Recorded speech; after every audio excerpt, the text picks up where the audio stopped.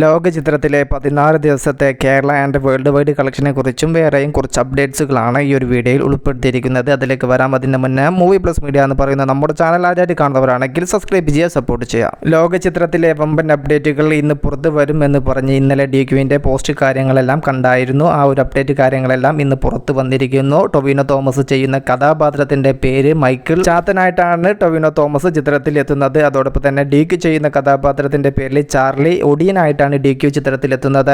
രണ്ടുപേരും ലോക 2വിലെ പ്രധാന കഥാപാത്രങ്ങൾ ആയിരിക്കുമെന്ന് പ്രതീക്ഷിക്കുന്നു. ഇപ്പോൾ ഇതാ ചിത്രത്തിൻ്റെ 16 ദിവസത്തെ കളക്ഷൻ്റെ ഡീറ്റെയിൽ റിപ്പോർട്ട് കാര്യങ്ങളെല്ലാം പുറത്തു വന്നിരിക്കുന്നു. അതിൻ്റെ മുന്നേ 15 ദിവസങ്ങൾ കൊണ്ട് ചിത്രം കേരള ആൻഡ് വേൾഡ് വൈഡിൽ നിന്നും എത്ര കോടി നേടി എന്നുള്ളത് ജസ്റ്റ് ഒന്ന് പറഞ്ഞു പോകട്ടെ. കേരളത്തിൽ നിന്നും 15 ദിവസങ്ങൾ കൊണ്ട് 74 കോടി 76 ലക്ഷത്തിലേക്കാണ് സിനിമയ്ക്ക് എത്തിപ്പിടിക്കാൻ വേണ്ടി സാധിച്ചത്. ടോട്ടൽ 15 ദിവസത്തെ വേൾഡ് വൈഡ് കളക്ഷൻ 216 കോടി 51 ലക്ഷം രൂപ.